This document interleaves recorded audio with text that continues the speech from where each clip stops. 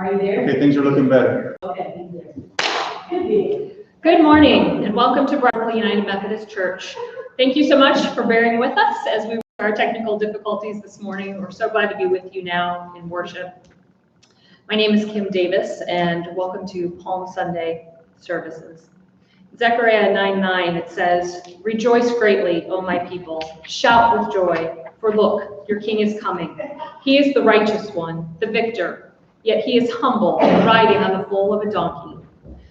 While we're not able to practice many of the traditions that we typically do during Holy Week, we do know that God is with us today, and the spirit of Palm Sunday is in each heart.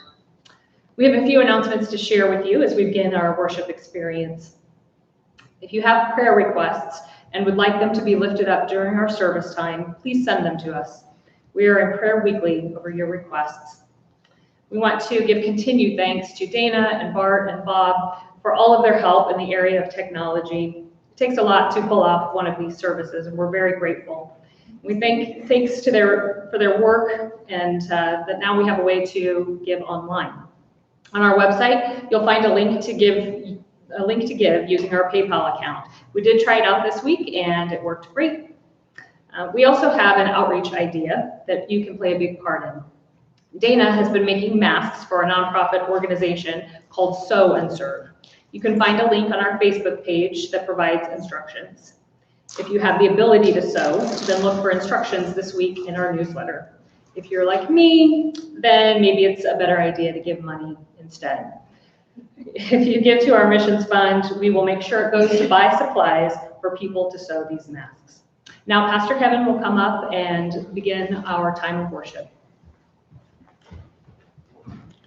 Good morning. I'd like to encourage you as we enter our time of worship. While this is becoming a new normal, I want you to know that God makes beautiful things out of the dust.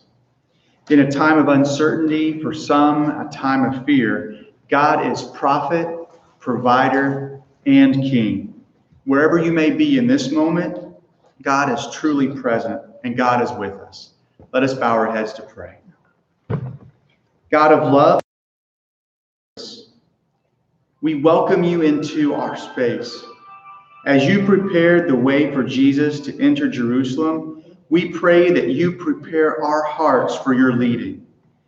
We practice a faith that connects us to you, and we practice a faith that connects us to one another. We are blessed as you have provided for us today. Make each home a sacred place.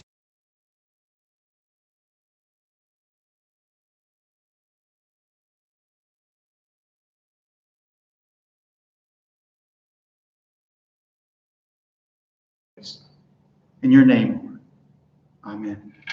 We seem to be having another technical difficulty. Apparently being marked. Now we will join in our opening hymn, number 203, Hail to the Lord's Anointed.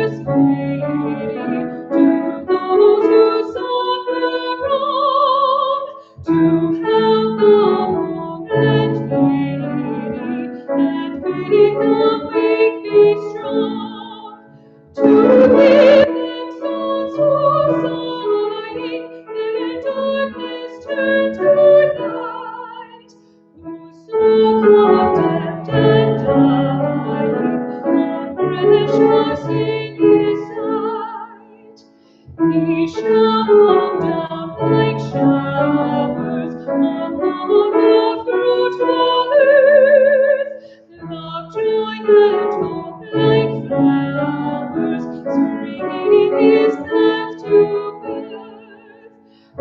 before him on the mountains shall reach the herald cloud. Let righteousness in fountains from hill to valley flow. To him shall everyone sing, and daily vows ascend. His kingdom's within praising, a kingdom without end. The tide of time shall never his covenant remove. His flame shall forever, that many to us is love. Thank you for sending your prayer requests in this week. I'd like to just list out a few of the prayer requests, and maybe at home you can write a few of these down so throughout the week you are able to lift these up in prayer. Amy Lou Peterson, after having a phone appointment with her doctor, found out that she has a serious gallbladder issue, so she would like for you to lift her up in prayer. Going to the hospital for her is not an option because of her history of asthma and pneumonia. That said, if she continues to have a fever, she may still need to go to the hospital for extra testing. So we want to pray for all of those that are having to make medical decisions right now because there's such an added stress to this time. Another example of that is Chad's Aunt Bridget is in the hospital on a ventilator due to a tumor that's located close to one of her lungs. So please lift her up in prayer as well. Safety for those who are still working. I know that that is in many different fields.